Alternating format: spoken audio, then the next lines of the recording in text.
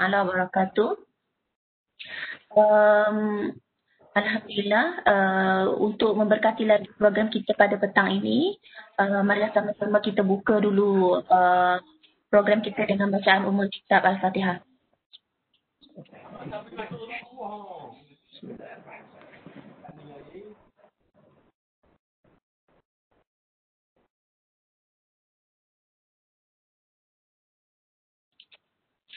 Okey, Alhamdulillah, syukur kita kehadirat Allah Subhanahu Wa Taala kerana dapat berkumpul pada petang ini bersama-sama untuk program sharing session to conduct online lab.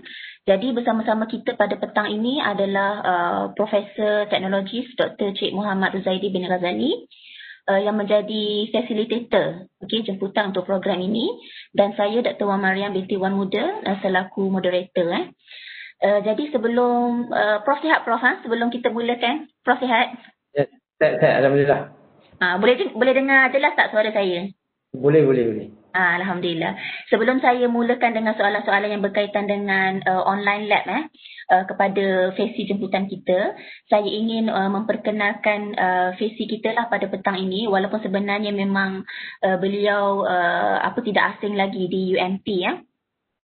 Jadi Prof merupakan kita tahu mantan Timbalan Naib Chancellor Hal Ehwal Pelajar dan Alumni, dan sekarang merupakan pensyarah di Fakulti Teknologi Kejuruteraan dan Kelautan dan Informatik di bawah program Teknologi Alam Sekitar. Dan bidang kepakaran beliau adalah teknologi bahan atau polimer, termasuk juga pemprosesan komposit kita semula bahan tambah semula jadi polimer.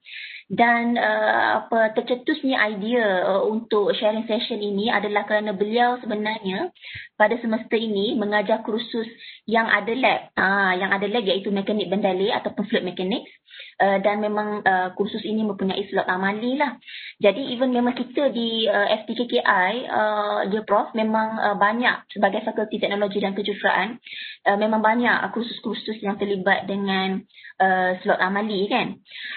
Namun begitu disebabkan oleh COVID-19 ini yang memang bukan sahaja melanda negara kita tetapi juga di seluruh dunia sebenarnya, so kita terpaksa mengubah proses pengajaran dan pembelajaran itu kepada online. Jadi kalau kursus yang tiada lab tu memang agak mudah lah sebab kita pakai Webex untuk proses pengajaran itu. Tetapi untuk kursus yang ada lab ni dia macam timbul masalah sikit. Ada banyak isu dia. Contohnya macam mana hendak dedahkan pelajar kepada hands on, bagaimana nak conduct amali secara online, bagaimana nak memastikan pelajar buat apa yang diarahkan. Jadi kita pun nak tahu bagaimana pendekatan universiti-universiti di luar sana, terutama universiti yang terkemuka di dunia lah.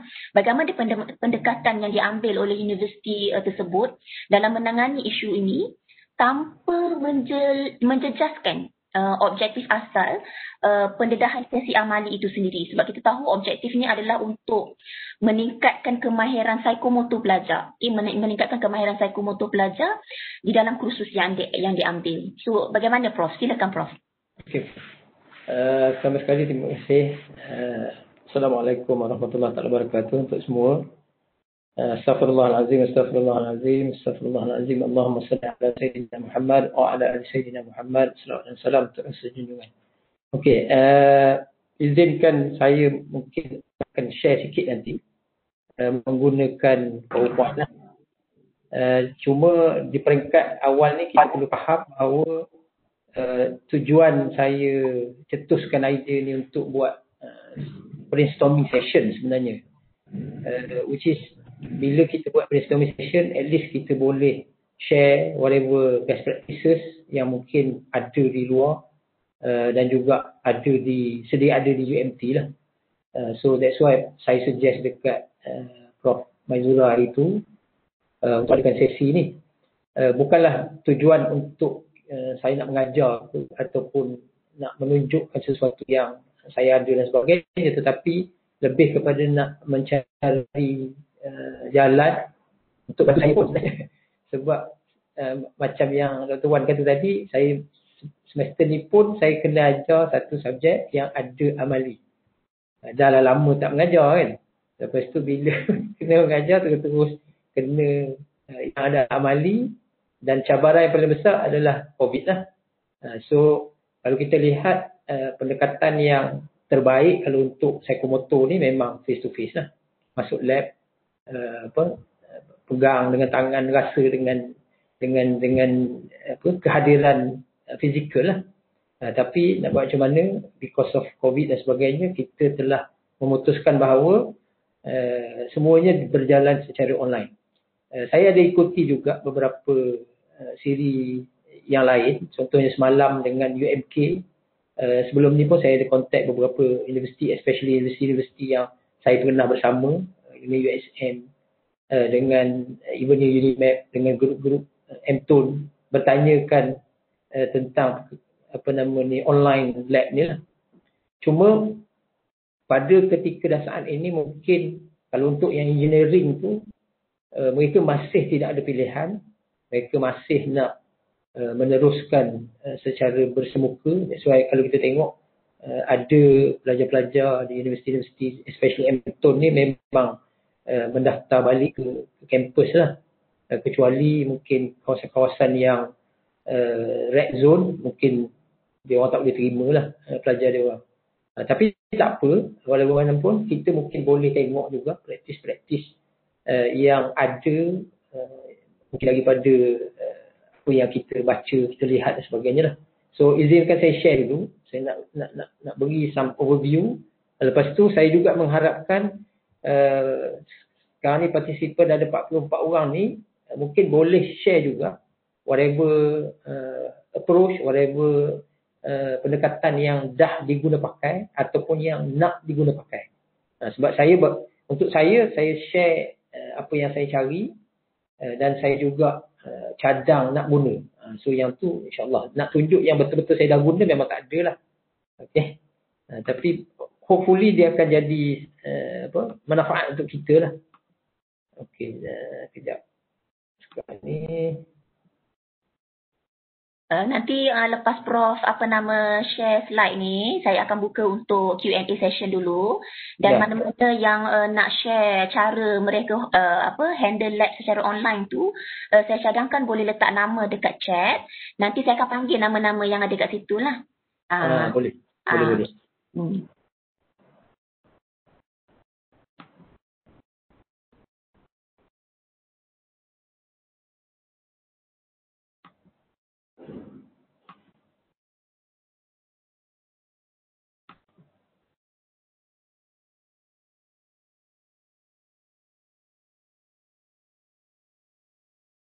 Nampak ke saya share ni? Nampak Prof. Nampak Prof. Nampak Okey.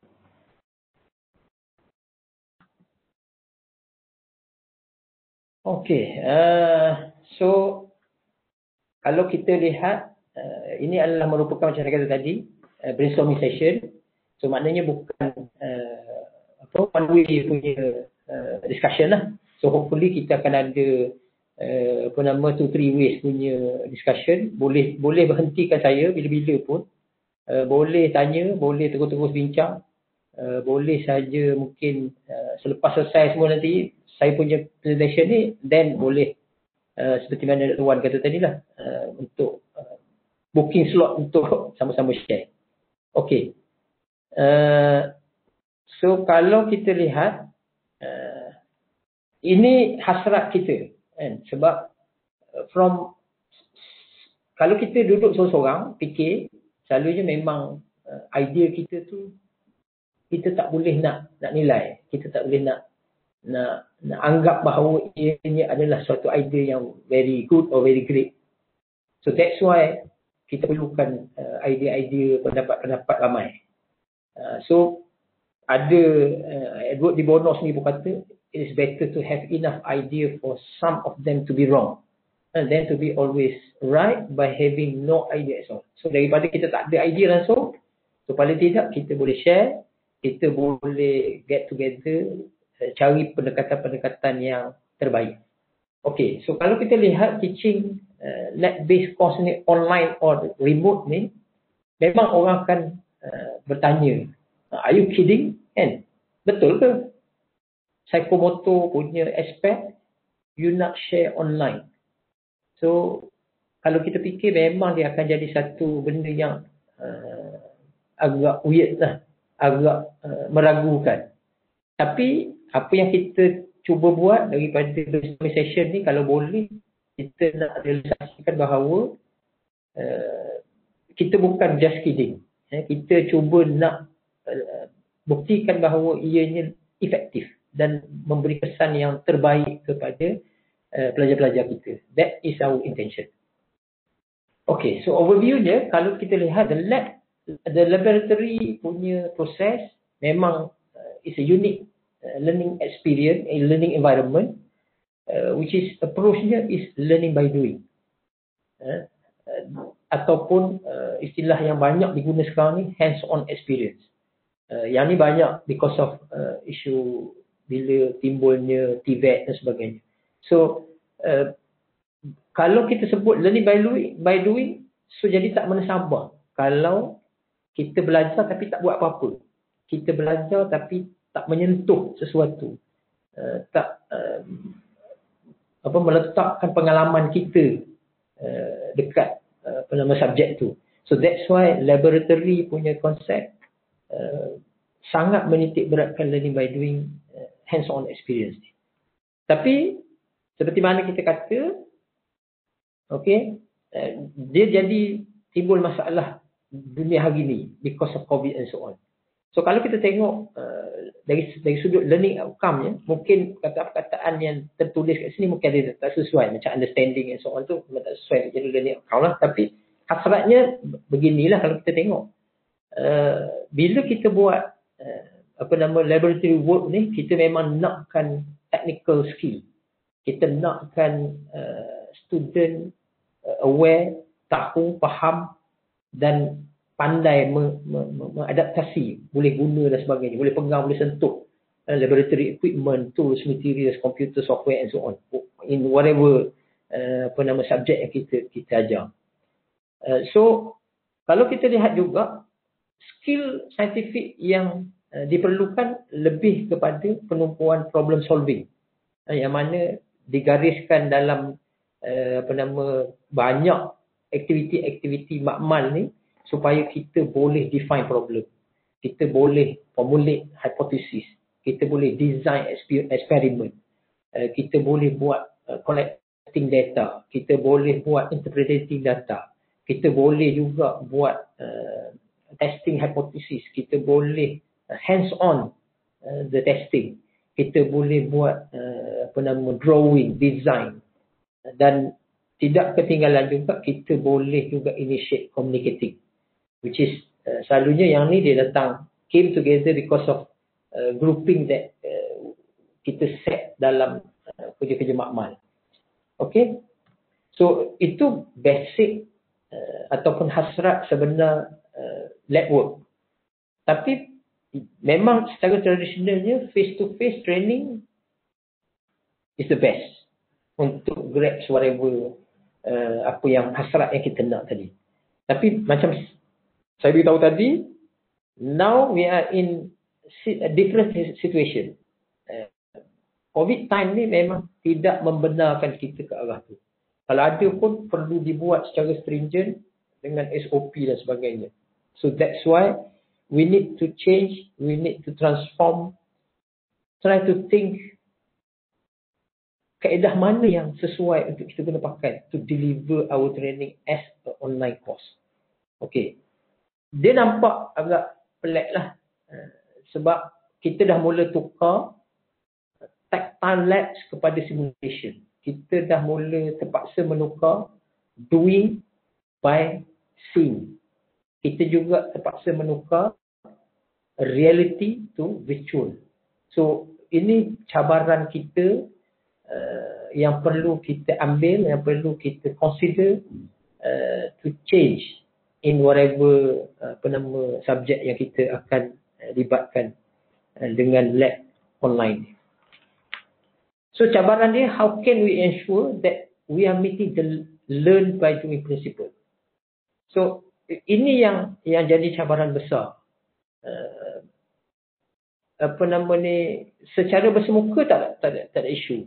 Tapi bila kita run practical tetapi dalam talian, so ini agak nampak sulit sikit pada kita. So adakah kita akan melibatkan skill-skill baru untuk kita ajar dalam online course ni?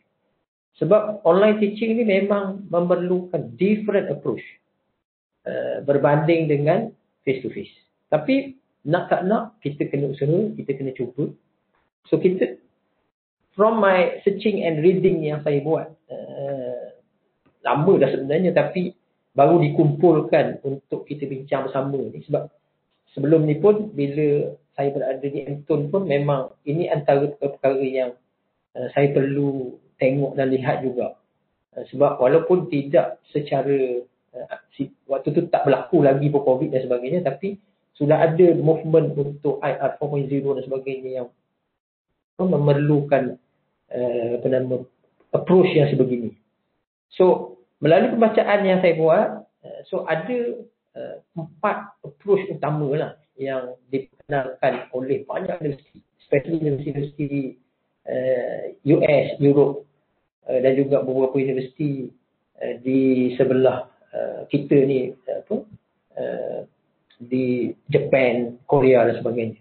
So satu syarat yang diberikan bila kita nak buat online courses ni, kita kena visualize dia punya ni. So the more visual, the more live demo yang kita buat dalam kursus kita tu, even lagi bagus. So sebab kita manusia ni memang belajar menggunakan panca indera yang ada pada kita. Bukan setakat kita tengok dengan mata, bukan setakat kita dengar dengan telinga, tapi kita juga buat dengan tulang empat kerat kita. Kita pegang, kita rasa, kita sentuh, dan kita juga cuba kaitkan rasa, sentuh, lihat, dengar secara kolektif. So that's why otak kita akan lebih berfungsi bila kita menggabungkan semua benda-benda ni. So sebab tu perlu bila kita nak go for online courses ni, kita kena fikir benda tu. So kena visualkan apa-apa yang kita nak tunjuk, apa-apa yang kita nak sampaikan. So kehendak yang kedua ataupun keperluan kedua bila kita nak visualkan, so kita kena guna tools. So cadangan daripada best practices yang dibuat oleh banyak universiti-universiti ni dan juga banyak pakar-pakar yang mengkaji benda ni. So dia kata get on camera is the best. So dia minta untuk kita as a trainer, lepas tu subject matter tu sendiri perlu kita attach with camera. So hands demo, voice over video, animation, selalunya something yang sangat bagus lah untuk kita gunakan. So benda-benda ni nanti insyaAllah kita akan share. Kawan-kawan kita pun ada yang dah terlibat pun, dah buat pun benda-benda ni. So insyaAllah kita minta mereka share nanti. Dan yang ketiga, approach lain yang dicadangkan adalah screencast. Screencasting ni something yang melibatkan software. So memang kita terpaksa jadi director lah pula. Some sort like macam nak buat filem, nak buat ni. Tapi nak tak nak itu antaranya. Sebab screencasting ataupun screencast software ni banyak sebenarnya. Dan contoh yang saya tunjuk dekat dalam slide ni, ada 4 contoh kat situ tu. Ultra Screen Recorder, Camtasia Studio, ScreenFlow, Record My Desktop, apa semua ni memang available as a dia panggil online punya software yang ada dekat open source. So maknanya kita boleh guna, kita boleh download, kita boleh guna pakai untuk kita masukkan sound, kita masukkan voice, kita capture kita punya screen dan sebagainya. So ini banyak bantu sebenarnya dalam online pengajaran. So ni pun juga ada dalam open source yang Cam Studio, dan juga ada satu lagi Tish Smith, bawah Tish Smith, Jing. So yang ni pun free. Okey. Dan approach yang keempat yang dicadangkan adalah menggunakan method, dia panggil, saya tak tahulah benda ni datang daripada mana, siapa yang suggest benda ni, tapi yang saya baca daripada salah satu artikel tu, dia kata dia gunakan approach DEDICT, DEDIC method. D tu refer to demonstrate, maknanya kita gunakan whatever camera, screencast yang ada tadi tu, kita try to demonstrate, untuk tunjuk macam mana penggunaan proses-proses dan sebagainya. Lepas tu kita kena explain. So explain ni boleh beri dalam bentuk voice, boleh beri dalam bentuk catatan, boleh beri dalam bentuk helaian-helaian, lampiran-lampiran dan sebagainya. So yang ni pun boleh share dalam email, boleh share bersama dengan program tu, platform tu, ataupun boleh juga share secara berbeza. Kemudian D satu lagi tu adalah demonstrate lagi sekali, tetapi dia punya mode dia lebih slow, lebih step by step, memberikan explanation yang memastikan pelajar-pelajar kita faham. Dan yang seterusnya dia guna pendekatan I, imitate, untuk kita lebih memberikan gambaran yang agak baik kepada pelajar. So waktu ni kita dicadangkan untuk guna virtual reality punya kaedah, which is simulation. Ada yang pakai augmented reality, ada yang kalau ada modal apa semua tu boleh guna macam-macam gadget, peralatan dan sebagainya.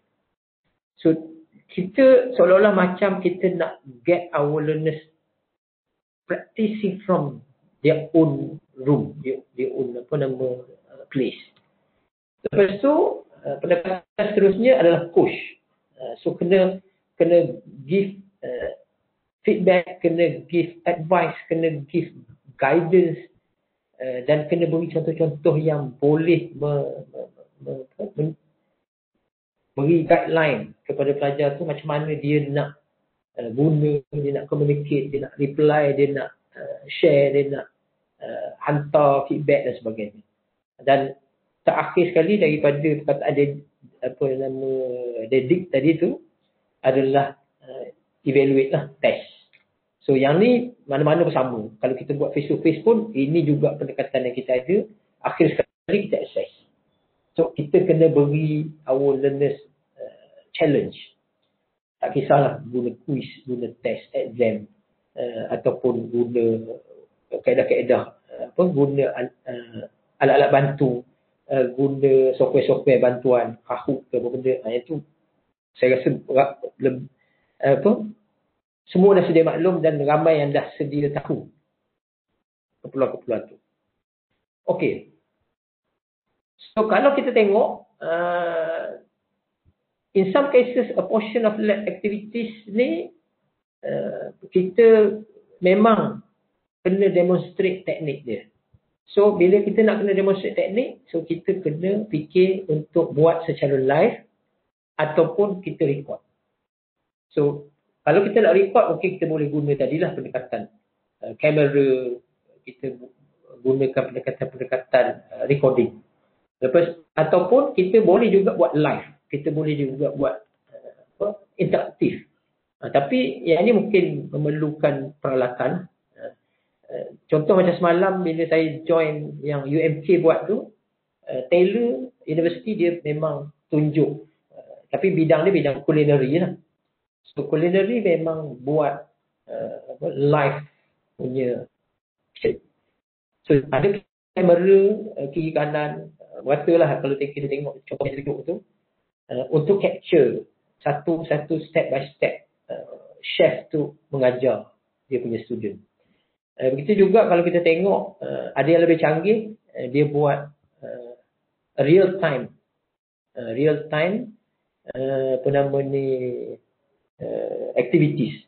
Contoh macam kalau kita tengok dalam bidang medical dia ada equipment yang dia boleh buat real time. Maksudnya arahan boleh datang daripada kita yang buat eksperimen tu, tetapi equipment tu berada di central. So control system tu boleh melibatkan internet dan macam-macam. So, sekarang ni kalau kita tengok dalam elektronik, dalam electrical, yang boleh buat macam tu. Cuma untuk design this kind of practical memang kena ambil masa lah. Kita tak boleh hari ni kita nak buat, terus hari ni kita nak design dan sebagainya, memang mustahil lah. Tapi itu antara benda yang ada. Satu kaedah lain yang mungkin saya juga nak guna, saya sendiri dalam saya punya subjek nanti saya akan guna, is providing student a raw data to analyze. So saya punya approach nanti insyaAllah saya sedang rancang dengan technician untuk kita videokan. Saya mengajar fluid mechanics. So fluid mechanics dia deal dengan alat-alat piping dan sebagainya yang kita nak tengok flow of fluid dalam pipe ataupun alat-alat yang kita ada. So kita mungkin videokan dulu step by step. Kita boleh tunjuk technician boleh lakonkan macam mana buka pipe, buka semua benda-benda yang perlu disentuh dan dipegang. Kemudian akhirnya bila selesai langkah-langkah dan juga prosedur-prosedur step by step yang kita tunjuk melalui kamera tu, saya cadangkan untuk kita supply raw data untuk student analyze.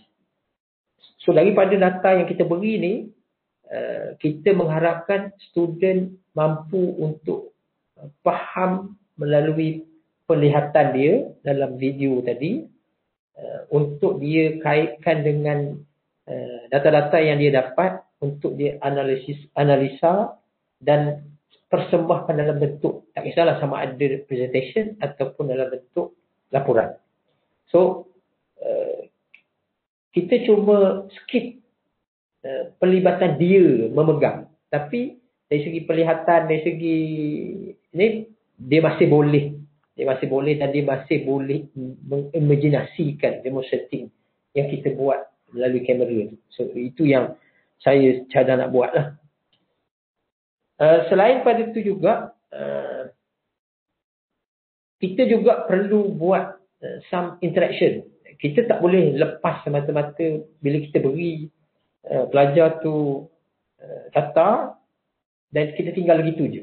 Sebab kita kena fikir juga untuk kita capai another angles dalam subjek kita yang melibatkan penilaian kita kepada especially on communication skill and student interaction. So yang ni kita kena rancang untuk mereka boleh work in group juga walaupun berada dalam suasana berjauhan, tapi melalui Webex sebegini, melalui Zoom, melalui Google Meet dan sebagainya. So mereka masih boleh sebenarnya discuss on lab report, on presentation, on data-data yang didapat untuk dipersembahkan kepada kita. So itu approach yang saya rasa kita perlu buat. Selain pada itu, apa yang saya nak share juga lepas ni adalah kita cari juga virtual labs option yang ada. Dekat online insyaAllah ada. Cuma mungkin bersesuaian dengan bidang kita atau tak. So satu pengalaman dan juga apa yang disyorkan oleh kebanyakan mereka yang dah pakai ni, dia kata adding course content, jangan reinvent the wheel. So kalau tengok gambar situ, budak tu reinvent the wheel. So kita akan tertekan dan rasa susah kalau kita nak reinvent. Kalau kita ada kemampuan, it's okay. Kita memang boleh pun invent something yang new. Kita boleh come out dengan kita punya own, and then kita, kalau nasib baik, kita boleh sell tu benda tu. Tapi buat masa ni, kita search lah apa-apa yang ada. Ini contoh-contoh yang saya dapat daripada beberapa website. So ni antara benda-benda yang diguna pakai untuk bantu dia punya online lab tu. So contoh kat sini dia ada Merlot, tapi Merlot ni memang kena subscribe lah, kena masuk, kena register, dan kalau tak silap saya ada some cost dekat sini. Tapi masih ada yang free, masih ada yang open access. Contoh macam sini, kalau kita guna video, Vimeo, yang ni open access video. Kita guna YouTube, yang ni tak ada masalah. So, that's why dalam YouTube ni kaedah kita search je. Akhirnya kita jumpalah apa-apa yang kita nak tunjuk dan sebagainya. Kemudian dia ada iTunes University pun ada setengah kos tu yang dah memang complete dekat situ, yang boleh kita guna pakai video, podcast dan sebagainya dalam tu. Selain pada tu, untuk bacaan dan sebagainya, kita boleh buat open access journal. Kita sendiri di library pun ada benda-benda tu. Kemudian ada juga software-software yang orang dah design siap untuk kita guna pakai. Contoh yang macam saya tunjuk ni lah. Yang ni pun sama. Yang ni untuk chemistry. Yang ni juga, yang ni virtual lab untuk chemistry lab. Nanti saya tunjuk ada satu contoh video nanti. Okey, kemudian dia ada lagi macam-macam. Kalau kita tengoklah di universiti-universiti. Di universiti-universiti ni kita boleh buka dekat website dia, dan setengah benda yang dia ada tu dia willing to share with us. So we just can click whatever link yang dia bagi, then kita boleh guna pakai. Banyak universiti kat US, kat UK apa semua. Yang ni yang sangat canggih lah. Online lab yang saya kata tadi, dia boleh buat real time. So yang ni hanya equipment tertentu, equipment yang so-called attached to internet, attached to electronic controller dan sebagainya, yang membenarkan benda-benda macam ni lah. So yang ni memang remote access lab. So walaupun berada di rumah, berada di ni, just guna handphone, guna smartphone, guna komputer, dia boleh penetrate, dia boleh access alat-alat ni. So ini antara benda-benda yang ada. Lepas tu, macam yang saya sebut tadi, kita videokan eksperimen. Dekat sini juga, insyaAllah kalau siapa nak share benda-benda ni pun, nanti insyaAllah saya boleh share lah dia punya antara contoh virtual lab yang ada di laman web kita, kalau kita search. Okey.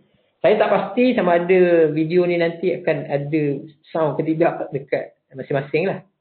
Cuma saya nak share beberapa video pendek.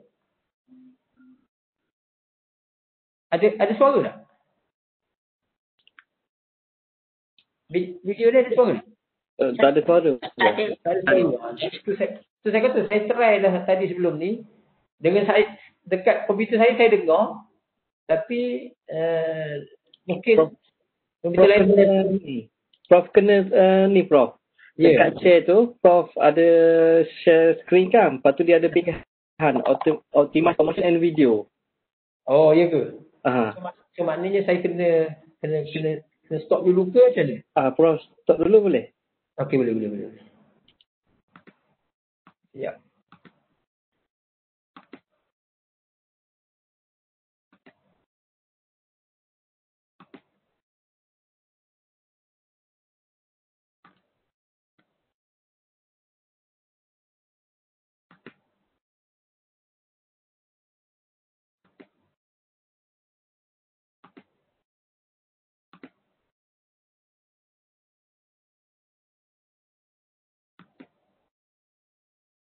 Okey, dekat share. Prof share balik. Share screen. Oh ni, yang optimize motion dan video. Betul lah? Prof. Okey.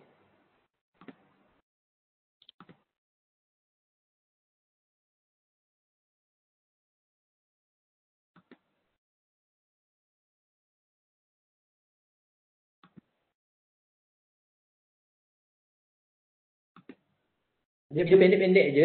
So jangan risau. Sekejap je kan kita boleh discuss further lah. Ni contoh. Dah ada suara?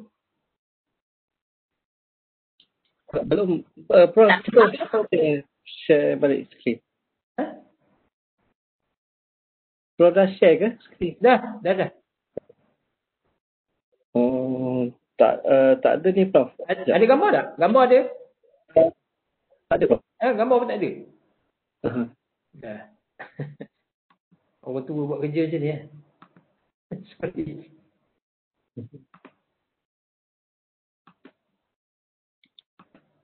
Sekejap, saya share semula.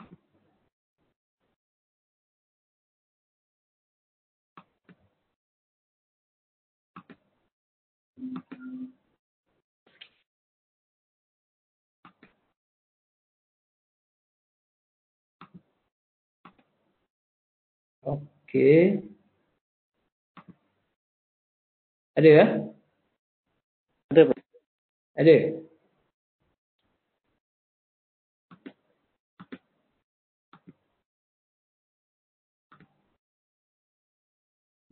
Dah ada suara belum?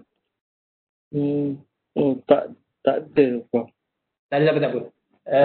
Just tengok. Nampak kan tapi? Nampak Prof. Okay. So yang ini antara yang saya kata tadi tu, dia gunakan kamera, lepas tu dia tunjuk aktiviti dia. So macam ni pensyarah tu sendiri yang bawa dia punya video and then tunjukkan step by step. So ni dia punya instructor dalam civil engineering. So bila dia buat mixing on concrete, simen punya ni. So kalau kita tengok dia ada kamera di situ and then dia buat step by step, campur dan sebagainya. So dia tunjuk. Sebab dia nak kalau boleh student dia visualize apa yang dia buat. So sama ada student tu sendiri nak buat benda yang sama di tempat masing-masing, kalau ada bahan terpulang lah. Tapi selalunya kalau untuk yang benda simple boleh dapat mana-mana ataupun dah memang ready toolkit dan sebagainya, mungkin boleh buat lah. Tapi kalau kata dia tak ada benda-benda tu, dia just mungkin boleh observe apa yang ditunjukkan step by step melalui video tu lah. So kalau tengok macam ni, kita nampak video kamera kat depan tu and then dia tunjuk lah dia punya ni. Okay. So ni satu contoh. Satu lagi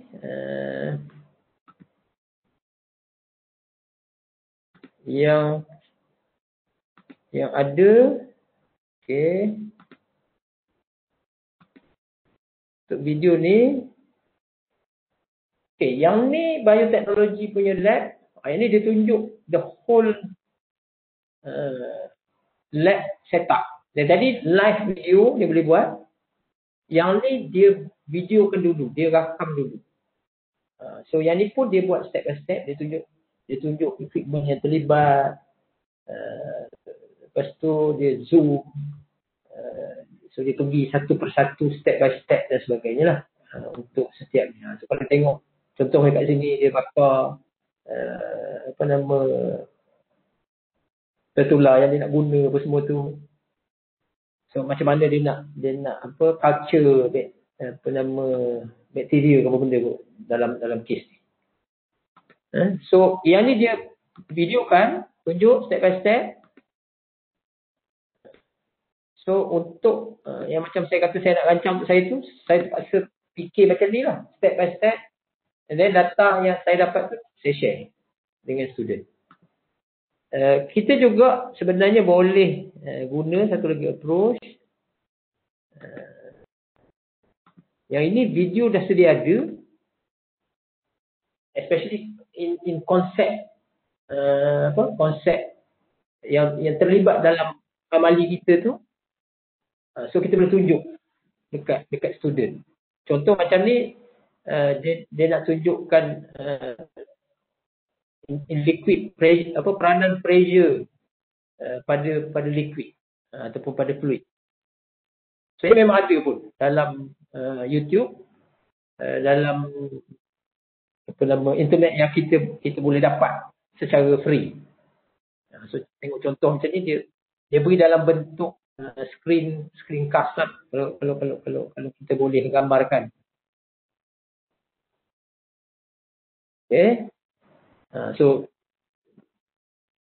dia juga beri step by step, tetapi semua benda ni sebenarnya memang dah ada. Dia nak tunjuk bahawa pressure dekat bahagian 1, bahagian 2, bahagian 3, 4, 5 ni adalah berbeza.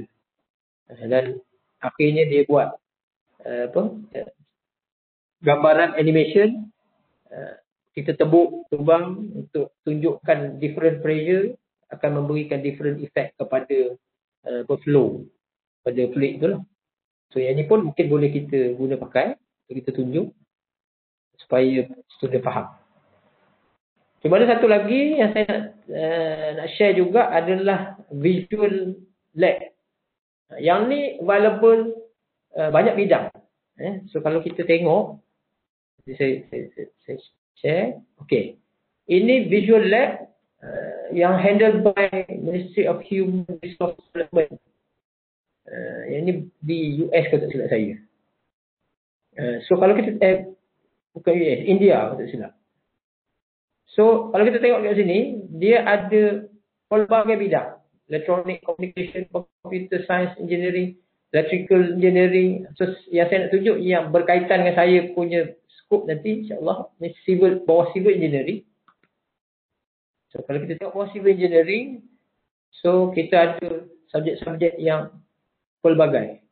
So antaranya, contoh, marine structure boleh, fluid machinery lab boleh, environmental engineering lab, transportation engineering, basic structure analysis, soil, macam-macam. Kalau dalam bidang yang hampir sama dekat alam sekitar ni lah. Kalau yang lain tadi boleh pilih dekat masing-masing punya bidang lah.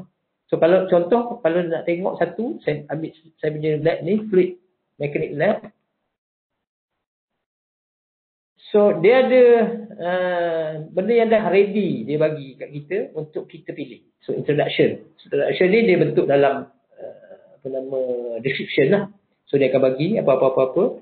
Lepas tu contoh kalau kita tekan dekat eksperimen, so dia akan beri jenis-jenis eksperimen yang kita nak guna pakai. Contoh macam sini ada venturimeter, memang ada pun dalam amali saya nanti. Friction in pipe pun boleh kita guna, kita kaitkan. Dan banyak lagi. Kalau dalam machinery tu ada yang pasal pump, pasal ni, semua boleh guna pakai. Lepas tu kita ambil satu venturimeter katakan. So kalau kita klik venturimeter ni, so dia akan beri satu lagi page yang fokus kepada venturimeter saja. Satu dari segi teorinya. So kalau kita klik teori, so maknanya kalau kita share dengan student dah boleh baca sendiri, boleh tengok dan boleh guna this untuk ni. Dan bagusnya dia ada self evaluation. Self evaluation ni dia akan beri beberapa soalan. Bila kita contoh tekan get start ni, so kita akan diberi soalan, lepas tu student boleh jawab dan kita boleh check betul salah, dan kita akan student tu sendiri boleh tahu nilai kefahaman dia lah. Kemudian kita ada simulator. Yang ni yang bagus. So simulator ni memang mirip kepada sebenarnya equipment yang ada di makmal. Okey, contoh kalau untuk yang ni, so dia ada objektif, dia ada langkah-langkah dan sebagainya. So kita just minta student tu klik je. Contoh macam select pipe, dia boleh select diameter yang nak diguna pakai. Contoh kita ambil yang 20. So kita klik lagi. So dia akan beri step by step kat mana dia student kena tekan, kat mana kena ni. So kalau kita tengok di sini, okey, valve buka. So student bukan saja tengok, bukan saja baca, tetapi dia mungkin boleh imagine lah. Dan boleh kaitkan dengan gambaran rajah yang dah dibuat. So buka lagi pipe. So pipe berbeza dia punya diameter. Lepas tu ada valve. yang perlu dibuka untuk venture meter tu. Lepas tu ada juga ditunjukkan macam mana dia venture meter tu bekerja. Lepas tu dia akan beri reading. Contoh kat sini, left limb ni reading 55, yang ni left. Lepas tu right, lepas tu 23. So lepas tu dia suruh count head loss. So head loss ni dia bersiap bagi pula dia punya formula apa semua untuk student. So student boleh key in whatever. So kalau contoh, kalau saya ambil saya bubuh satu nilai kat sini, satu nilai ni, so kita akan nampak nanti sama ada boleh check betul ke salah. Salah sebab kalau kita tekan nanti, bila kita tekan result, so ini sebenarnya pengiraan yang betul. So ini antara benda-benda yang mungkin kita boleh guna pakai lah. So dia ada first trial, second trial, dan boleh buat sampai complete lah benda ni. Dan kita juga boleh buat assignment. Ada assignment tertentu yang kita boleh collect jawapan daripada student. Kita boleh juga ada quiz daripada dalam ni. So ini antara virtual lab yang saya tengok sangat komprehensif jugalah berikut. Sebab kalau kita refer daripada awal tadi tu, ni memang banyak bidang yang ada. So ada elektronik, ada komputer, ada electrical, ada mechanical, chemical, physical science, chemical science yang mungkin boleh guna pakai oleh kita lah. So itu saja yang saya nak share, yang saya rasa mungkin boleh membantu kita sedikit sebanyak lah. Okay, so tuan mungkin kita boleh minta juga rakan-rakan kita, siapa-siapa yang ada, sambil-sambil kita mungkin chit-chat, tanya, bincang dan sebagainya. Mungkin siapa-siapa yang nak share tu boleh share best practices yang mereka dah buat. Boleh? Ada siapa-siapa nak tanya soalan? Kita buka. Ada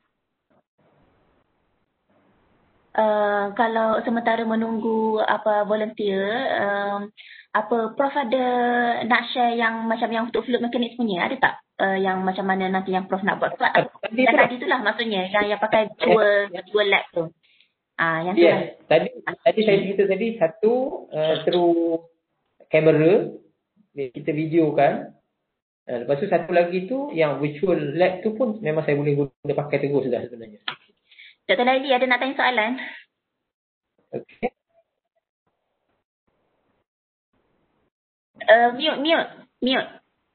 Mute Dr. Laili. Dr. Laili. Ya. Okay, mute. Okay.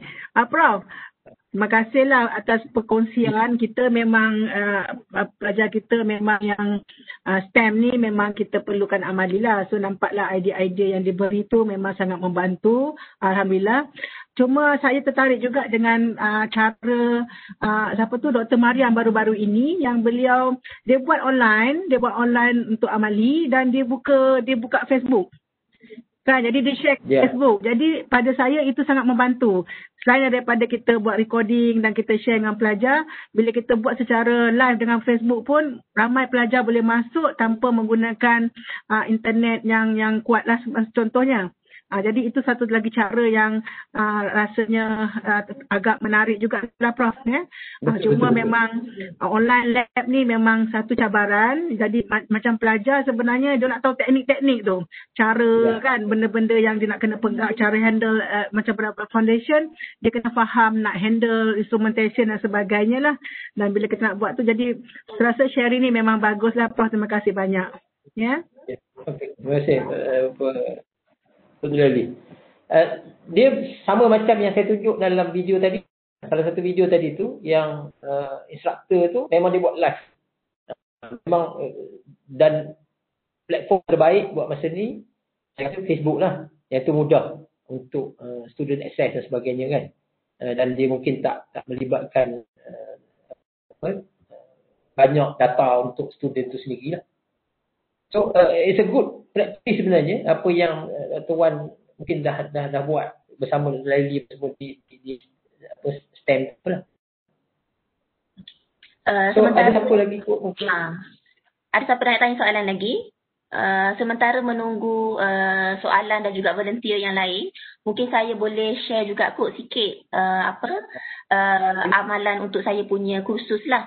So kalau saya tengok apa yang Prof share tadi tu, sebenarnya secara tak langsung, walaupun sebenarnya sebelum ni saya tak pernah tahu pasal DEDIC tadi tu, DEDICT tu, tetapi rupa-rupanya memang kita dah apply pun macam tu. Memang itulah konsepnya pun kan.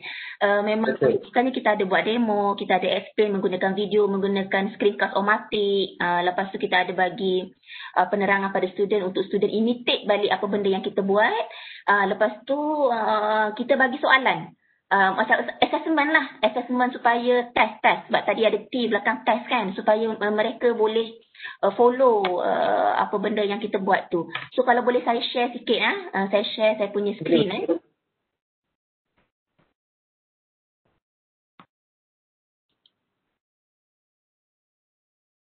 Okey, so kalau ikutkannya dalam amali yang biasa, boleh nampak tak skrin saya? Boleh nampak tak PIC training kit yang saya share skrin ni? Boleh nampak? Nampak So dalam keadaan yang semester biasa, pelajar kena buat programming. Lepas buat programming tu, pelajar akan masukkan program itu dalam microcontroller di sini. And then pelajar kena belajar lah macam mana nak programkan keypad, LCD, ada DC motor, stepper motor, ada banyak LED kat sini, ada buzzer. So pelajar kena buat program dan pastikan kursus ini embedded system lah kalau ikutkannya microcontroller dan microprocessor. Kena programkan semua ini dan jadikan ia berfungsi lah. Jadi pelajar belajar programming dan pada masa yang sama menggunakan input-output devices yang ada pada PIC training kit ini dekat lab. Tapi since kita tak boleh nak hands on, saya jumpa satu simulator ni. Sebenarnya konsepnya sama juga. Simulator. Ni simulatornya. Basically simulator ni kalau kita perhatikan ini yang terbaik yang saya jumpa lah Prof. Kalau kita tengok dia ada LCD sama macam tadi, ada LED sama macam tadi, ada keypad, ada 7 segment display, ada buzzer, ada fan. Jadi kalau saya boleh demo sikit Prof, apa yang student perlu buat, yang ni saya memang kena record video lah. Pelajar akan create project baru and then akan buat programming lah. Jadi selepas buat programming tu, kalau katakanlah saya run saya punya program sekarang, kalau tengok kat situ ada successful, maksudnya saya punya tak ada syntax error, tak ada apalah. Jadi selepas tu pelajar akan masuk kepada simulator ni, dia akan pergi ke file dan load hex file tadi yang kita dah create tadi tu. Lepas tu kita boleh nampak LED kat sini blinking. Okay, so sama saja macam PIC training kit yang dekat lab tadi tu. So kalau Prof tengok kat sini ada buzzer, ada fan macam belum berfungsi. So kalau saya boleh tunjukkan pula, katakanlah saya letakkan program macam mana nak onkan fan tu dan juga buzzer tu, and then kita run lagi sekali. Okay, so successful di situ. And then kalau saya load lagi sekali, reload ni, so kita boleh nampak fan tu dah berpusing lah sebab saya dah letak kod untuk nak bagi fan tu berpusing. Dan juga ada buzzer, ada bunyi buzzer. So boleh dengar tak buzzer Prof? Boleh dengar buzzer? Boleh. So maksudnya kita cuba sebaik mungkin lah, maksudnya kita nak macam mana nak mewakilkan PIC training kit tu dengan yang simulator ni. Yang ni yang terbaik saya ada jumpa lah. Dan macam Prof cakap tadi itulah, maksudnya kita kalau dekat e-learning tu, dekat bahagian video ni, saya akan letak step by step demo macam mana tunjuk menggunakan screencast omatik. Step by step macam mana kita nak buat daripada create project, nak ambil file macam mana, nak buat coding macam mana, step by step, and then diakhiri dengan ujian. Maksudnya dia kena test lah. Dalam test ni saya akan guide student macam mana buang benda tu jadi apa, kalau tambah macam ni jadi apa, kalau buang benda ni jadi apa, kalau tambah instruction ni jadi apa.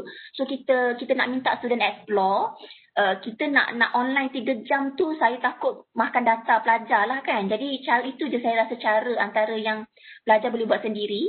Tapi pada masa yang sama macam Prof cakap tadi, dia kena ada communication juga. Kita melalui WhatsApp lah. Melalui WhatsApp tu saya rasa antara paling mudah untuk kita communicate dengan pelajar yang tak membebankan pelajar lah. So itu saya punya amali untuk PIC lah. Saya rasa sebenarnya ramai lagi geng-geng saya kat sini ni yang sebenarnya ada amali pada semester ni. Mungkin ni Dr. Zaki, ada Dr. Zaki? Ada boleh tak Dr. Zaki sharekan sikit macam mana, sefaham saya Dr. Zaki ada buat lab IoT kan? Mungkin Dr. Zaki boleh share sikit macam mana cara Dr. Zaki handle lab tu? Okay, Assalamualaikum Prof dan Dr. Wan Mariam. Okay, actually saya pun ada buat sharing lah. Cumanya semester yang ni kita ada buat sedikit perubahan lah. Sebab last semester saya guna Arduino. And then kalau tengok dekat sini saya akan share satu slide Boleh Dr. Yam Boleh. Prof, saya share satu slide. Boleh. Okay.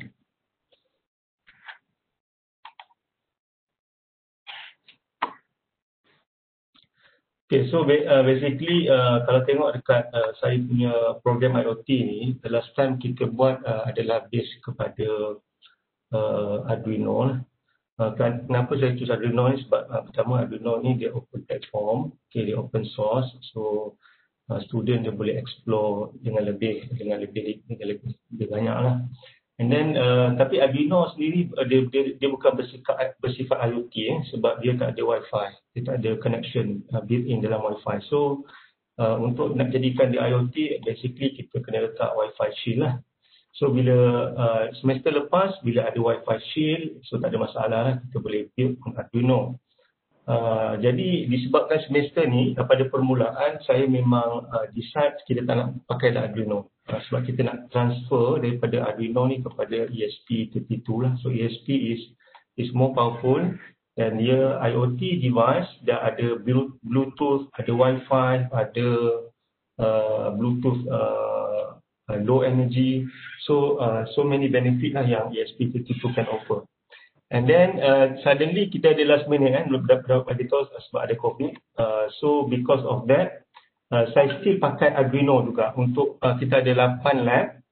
Untuk lab pertama saya akan pakai Arduino, okay. And then lab kedua saya akan guna ESP32, tapi bukan ESP32 which is mungkin lower sikit ataupun dia punya brother which is baru ni saya jumpa, which is ESP8266. Okay, ESP8266. Kat sini pun ada program. Alright. Okay, so untuk Arduino, untuk first Arduino saya akan pakai Tinker. Kalau tengok mungkin Tinker ni, mungkin okay, saya share. Ni quite familiar ni Tinker. So Tinker ni is quite good lah untuk basic. Dalam ni kalau kita tengok kat sini Tinker ni, basically sama juga. Kalau tengok saya punya lab manual untuk Arduino untuk basic, because sebahagian daripada saya punya pelajar ni bukan semua datang pada elektronik instrumentasi. Sometimes ada daripada untuk semester ni, ada daripada biologi, ada juga daripada yang berkaitan dengan sains, dia nak tahu pasal IoT. So that's why kita kena bagi basic program on Arduino and C program. So untuk first 5 lab saya akan bagi pengenalan pasal Arduino. So benda yang sama juga. Kalau kita tengok kat sini, student saya actually ada buat video. Okay, saya tunjuk dekat right.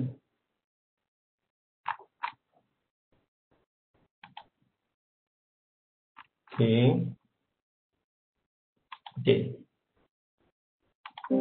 So basically ni video kita set up. Alright. So kita tunjuk. So basically ini adalah base pada semester lepas. Alright.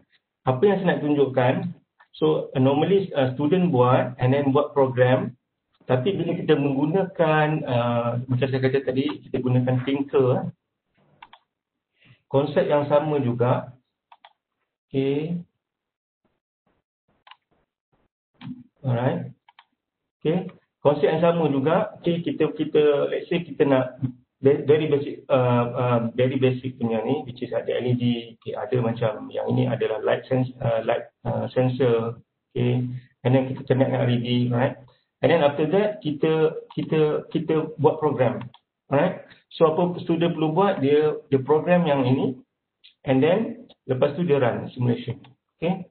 So kat sini kalau tengok function dia tak ada apa function, tapi kalau kita ubah kat sini dia ada ADC, right? Analog to digital converter. So bila kita increasekan analog to digital converter, let's say up to 200 meter, okay, let's say to 200, so supposedly LED tu akan menyala. So function yang sama. So sekejap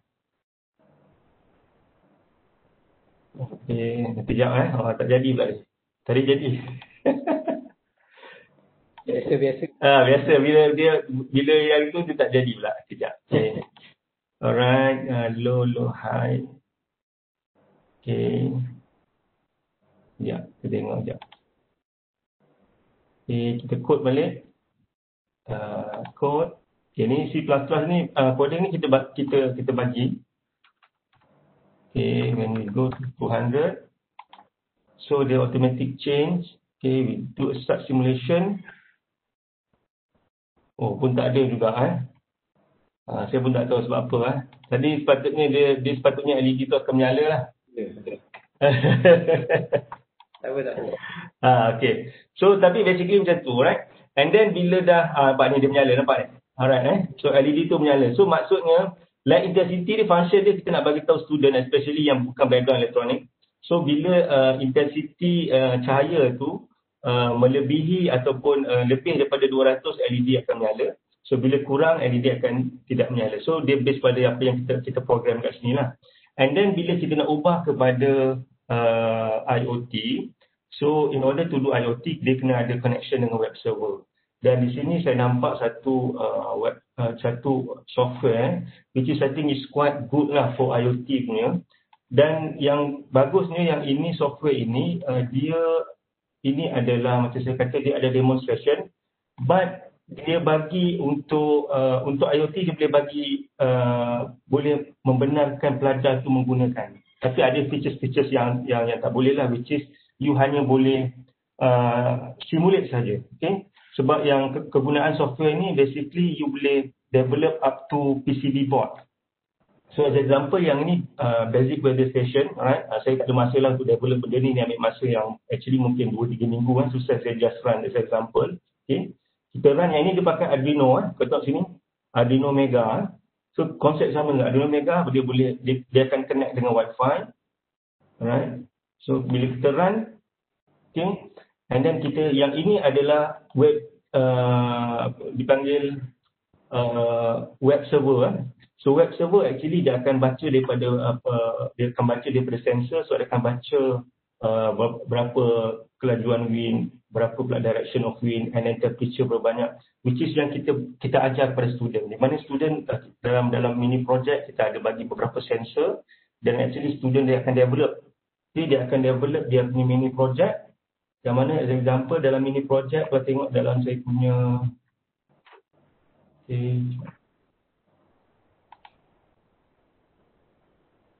dalam saya punya mini project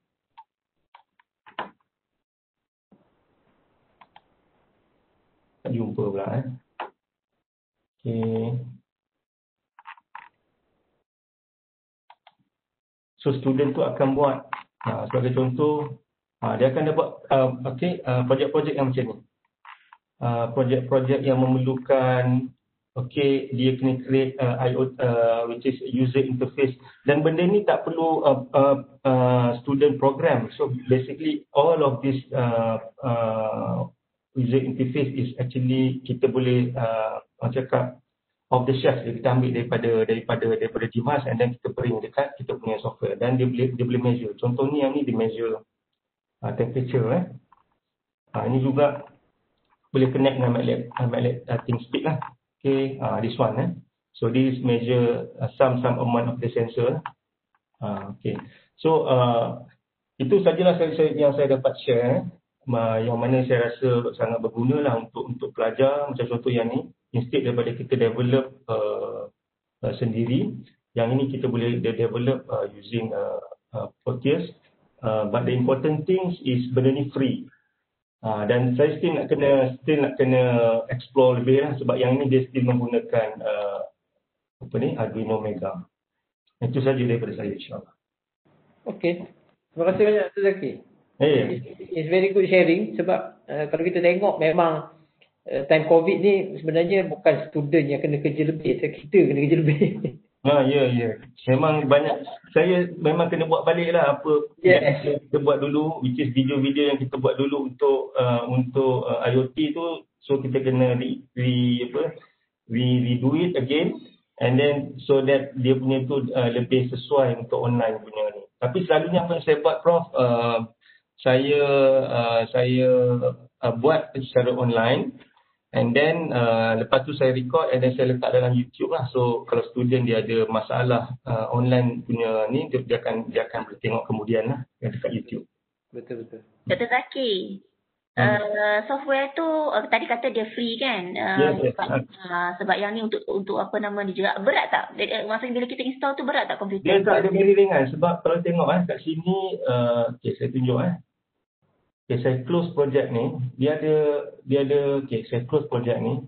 Dia ada beberapa sampel, contoh ni open sample. Dekat sini nampak dia ada macam-macam. Termasuk kat sini ada IoT. So IoT ni ada macam-macam lah, kita boleh pilih lah sebenarnya. Tapi saya prefer this one saya akan develop, kita akan buat balik. Yang ni dah saya ada, so kita akan try imitate balik untuk buat benda ni, untuk jadikan IoT punya lab bagi pelajar. Install tu dari mana, Dr. Zaki? Install, kita go to Proteus Design. Proteus Design. Open source. Dia actually berbayar, tapi untuk demonstration dia ada limitation lah. Di mana macam saya kata lah, Proteus ni dia boleh up to kita bila kita dah design dalam bentuk schematic, dia boleh print sampai kita boleh untuk keluar jadikan produk lah. Tapi bila untuk jadikan produk, kita tak boleh sampai situ lah. Yang ini just untuk schematic yang kita boleh simulate dalam dia punya we call IDE only. Tapi tak boleh kita develop. So kalau nak develop tu mungkin kita kena beli dia punya ni, ataupun kita kena guna ada CAD system yang lain lah. Ni basically untuk CAD ni. Untuk CAD, it's part of CAD for electronic punya system. It's quite good lah, Ya. Cuma itulah, bila kita deal dengan software sebegini, memang limitation dia because of kita terpaksa guna setakat demo je version. Ataupun habis-habis pun kita boleh pakai yang education version. So kita boleh nak go further, tapi still can be used and then can be utilized for student punya benefit. So saya rasa it's a good sharing pun benda-benda gini. Banyak dan yang paling banyak tu dalam bidang-bidang semacam komputer, IoT or whatever ni, electronics, itu memang saya perhatikan banyak sangat simulator yang ada yang kita boleh guna pakai. Pada pandangan saya, berkenaan dengan IoT, kita tak ada masalah sebab we don't have to develop IoT punya IoT punya microcontroller from scratch. Yes. Okay, contoh macam ESP32 is already off the shelf punya komponen. Arduino is off the shelf. So basically kita just try to simulate, and then it is working, then kita develop lah macam saya kata tadi, macam dalam Tinker tadi kan. Once kita dah test, then kita boleh beli Arduino, kita beli komponen, and then kita use the same program, kita download dan kita run. Yes. So itu beza IoT dengan yang real electronic punya ni lah.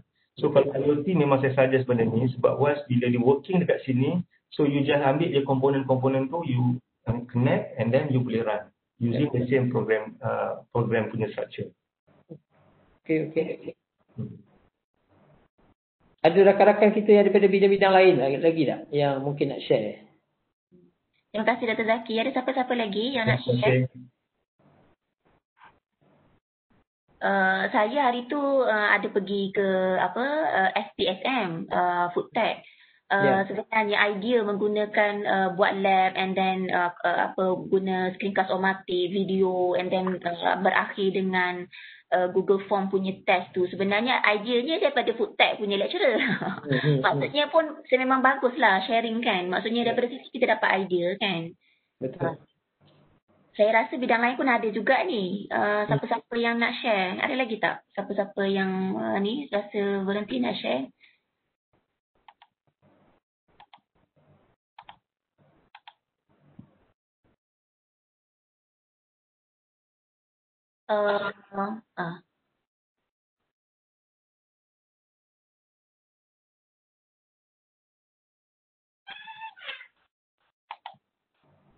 Mungkin Dr. Zalani ada? Dr. Zalani ada boleh share?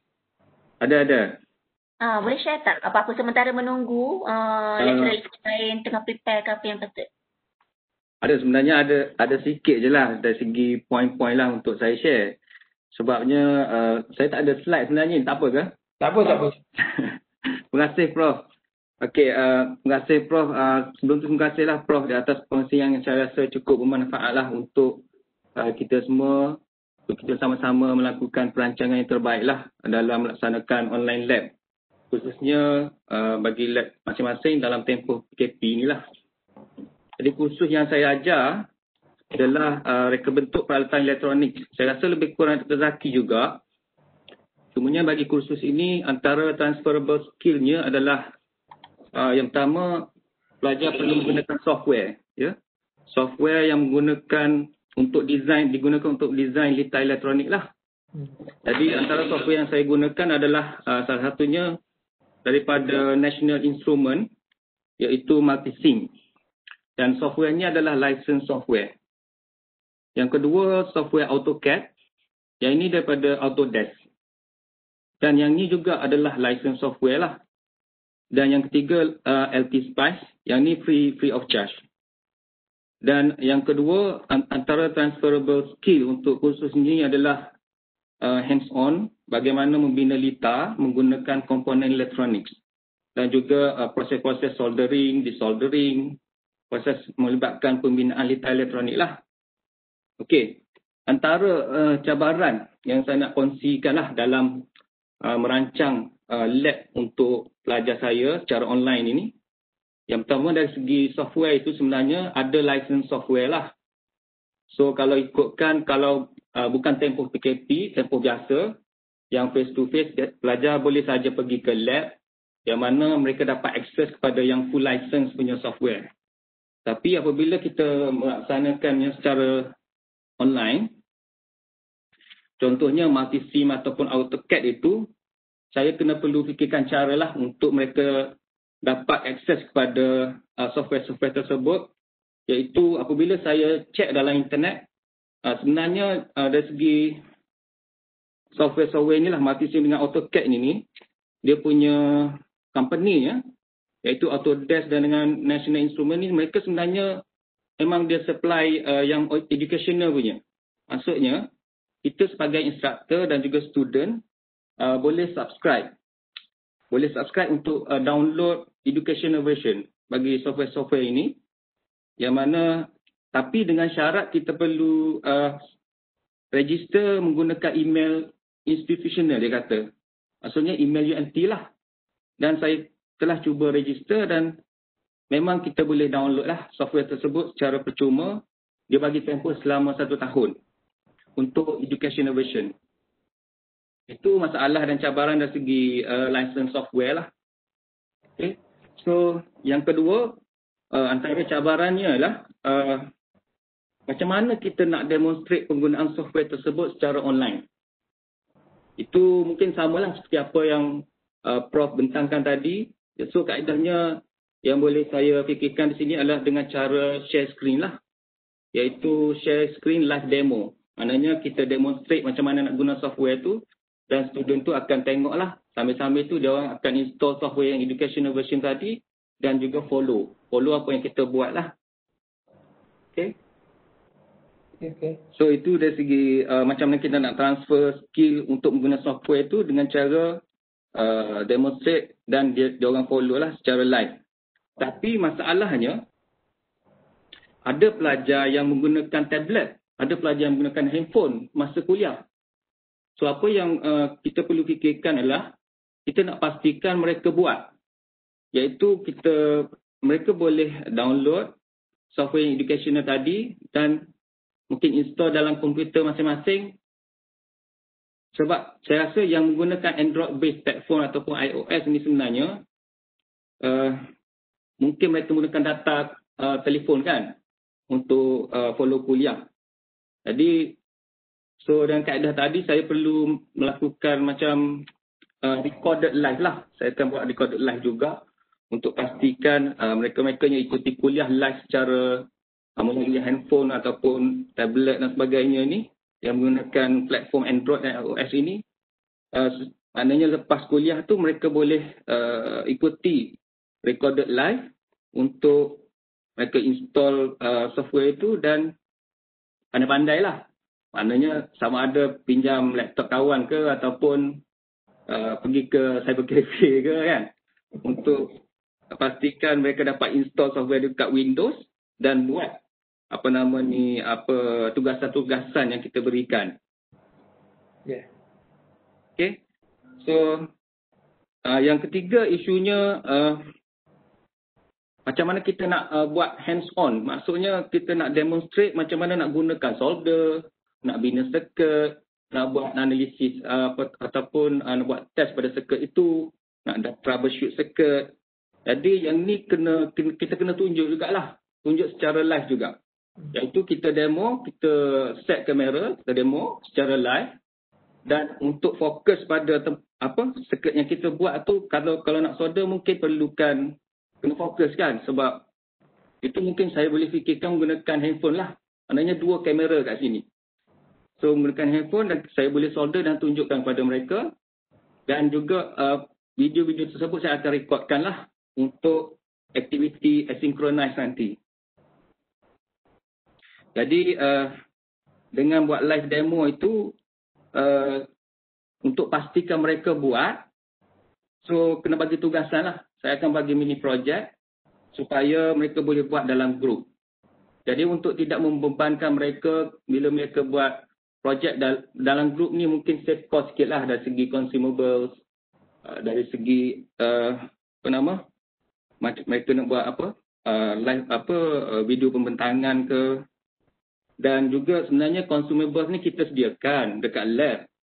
Jadi bagi pelajar-pelajar yang dekat itu mereka boleh datang lah. Dia datang, ambil consumables tu dan rancang apa yang mereka perlu buat dengan tugasan yang kita berikan itu. So saya rasa itulah antara benda-benda yang saya rasa perlu beri perhatian untuk lab saya pada semester ni. Sebab semester ni baru nak rancang, Prof. Baru nak masih dalam perancangan. Betul-betul. Tapi at least kita dapat some idea macam mana kita nak usaha untuk jadikan dia sebagai something yang valuable untuk student lah. Sebab contoh setengah benda yang mungkin mudah dapat, mudah beli dan sebagainya, kita boleh carilah, kita boleh suggest untuk dia ada kit, education kit dan sebagainya kan. Kemudian kita juga sebenarnya bila kita berbincang begini, is something good yang kita mungkin boleh nanti capture problem-problem yang timbul, yang mungkin kita boleh highlight nanti kepada pihak atasan, kepada TNCA, kepada dekan dan sebagainya, untuk dia mungkin bawa berbincang di peringkat atasan. Contoh macam isu license. Isu license ni mungkin KPT kena fikir something untuk jadikan sebagai main license owner kan. Dia boleh beli and then dia boleh open untuk universiti guna kan. Macam dia pernah buat kepada beberapa software dan sebagainya. So benda-benda gini pun mungkin boleh jadi satu platform untuk kita sampaikan kepada pihak atasan lah. Which is very good lah sebenarnya. Ya, macam educational software tu sebenarnya dia ada limited jugalah access. Maknanya kita perlu mungkin ada perubahan sikit lah pada modul. Sebab kita nak ikut betul-betul macam yang full license tu, mungkin ada modul-modul yang kita perlu ubah lah. Sebab education memang limited juga. Betul. Okey. Terima kasih Dr. Zalani. Dari bidang lain, saya nampak ada Dr. Jamila, bidang biologi. Boleh share Dr. Jamila? Dr. Hazlina ada biologi. Boleh ke? Siapa lagi yang share? Dr. Jamila. Sekejap nama.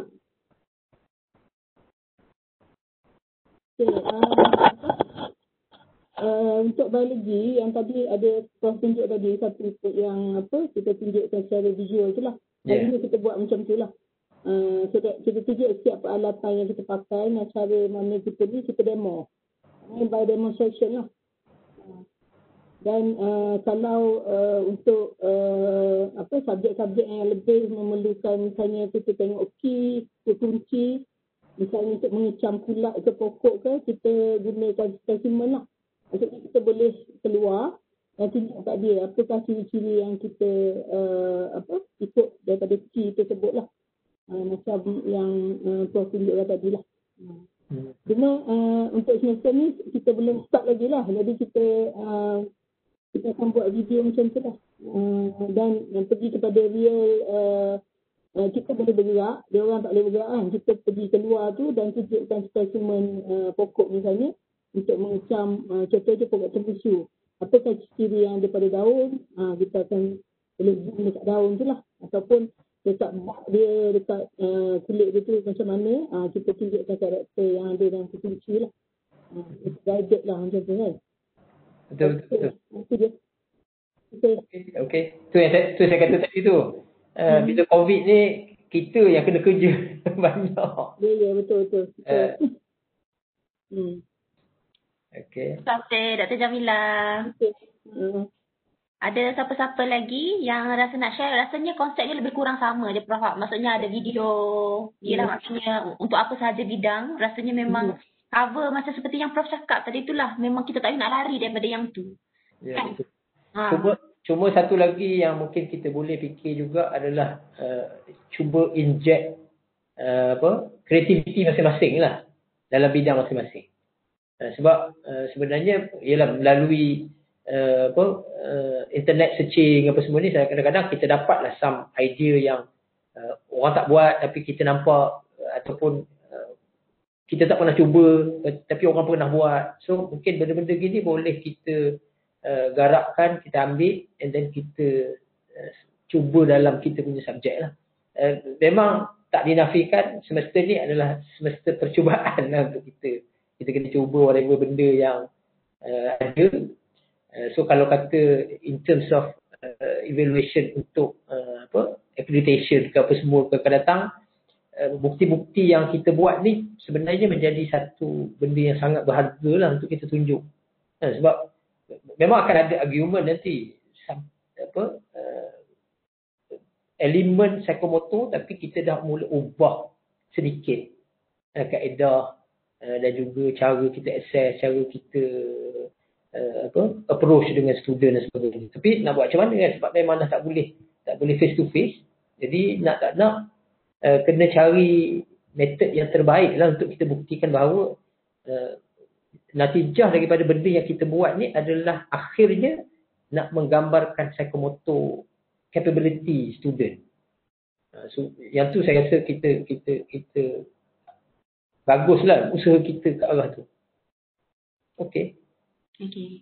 So saya nampak senyap je ni, tak ada apa-apa soalan lagi, tak ada siapa yang volunteer. Mungkin Prof, sebelum kita tutup sesi perkongsian kita petang ni, saya ingin bagi Prof satu lagi peluang untuk buat sedikit rumusan.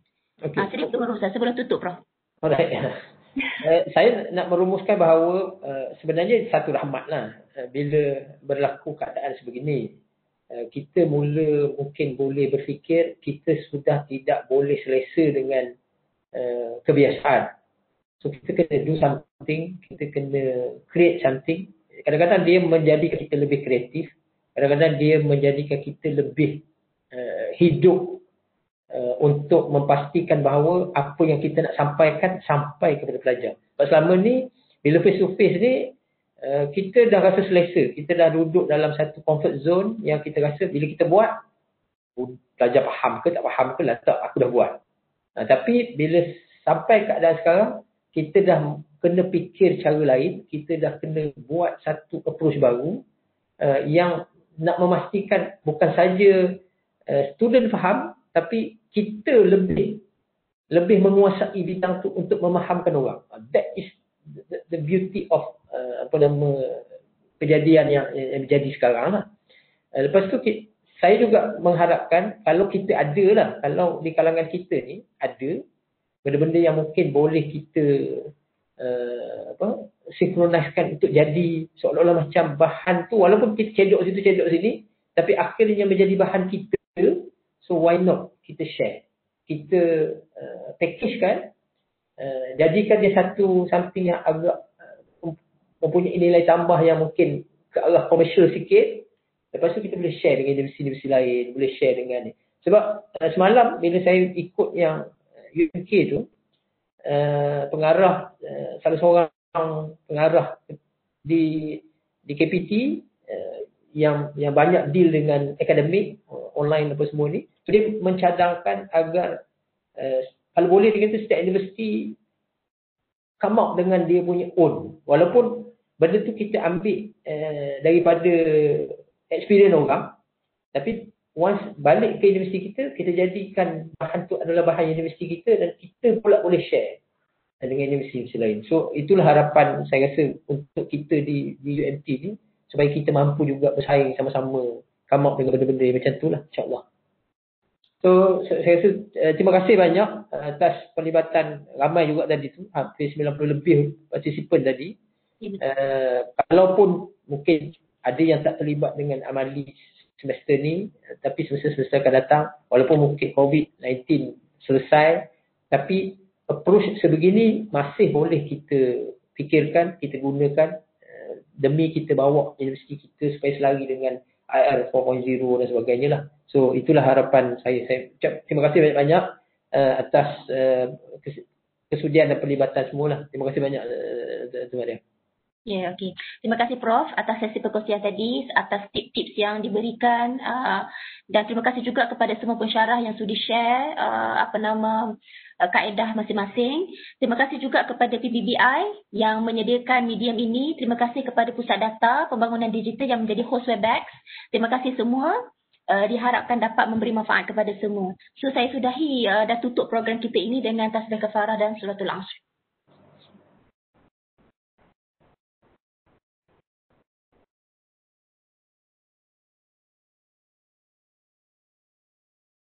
Assalamualaikum warahmatullahi wabarakatuh.